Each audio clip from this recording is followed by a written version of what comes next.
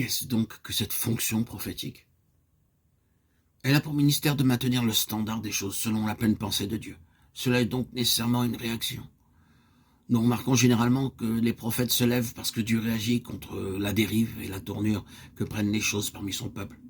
C'est un appel à revenir, une déclaration réitérée, une reformulation de la pensée de Dieu, une nouvelle mise en lumière des pensées divines. Les prophètes se tiennent au milieu du courant, en principe. Ce courant est impétueux, comme des rocs. Le cours des choses déferle sur eux. Cependant, ils résistent à ce courant et le défient. Et leur présence au milieu des flots représente la pensée de Dieu qui s'oppose à la tendance générale qui prévaut.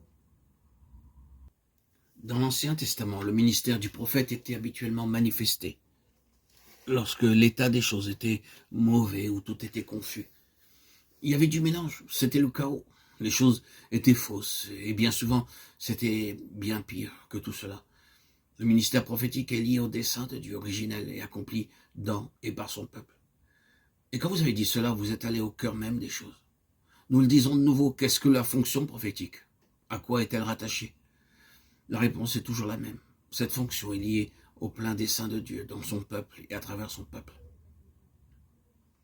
Si cette déclaration est vraie, cela nous aidera à voir le besoin pour notre temps. Pour le dire de manière plus générale, le peuple de Dieu sur la terre dans notre temps a confondu les parties du dessein de Dieu avec le tout, en amplifiant certains aspects au détriment du tout.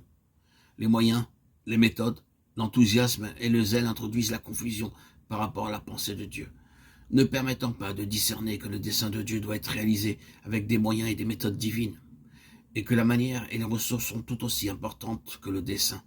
Cela signifie donc que vous ne pouvez pas parvenir au but recherché par Dieu n'importe comment, quelles que soient les méthodes que vous employez, en projetant vos propres idées, vos programmes ou vos plans pour atteindre le but divin.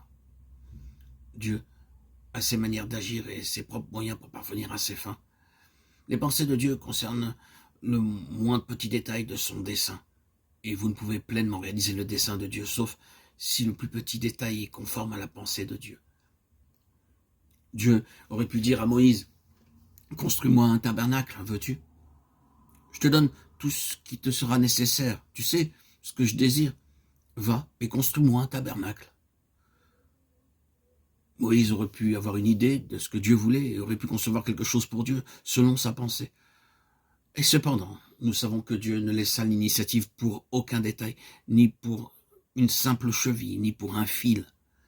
Je cite cette illustration uniquement pour accentuer le fait que le ministère prophétique consiste à présenter le plein dessein de Dieu de son origine à sa finalité, selon sa pensée, de maintenir ce seul standard pour Dieu en interprétant toute chose par rapport à la pensée de Dieu, faisant converger tous les détails vers ce dessein et faire que ce dessein gouverne tout.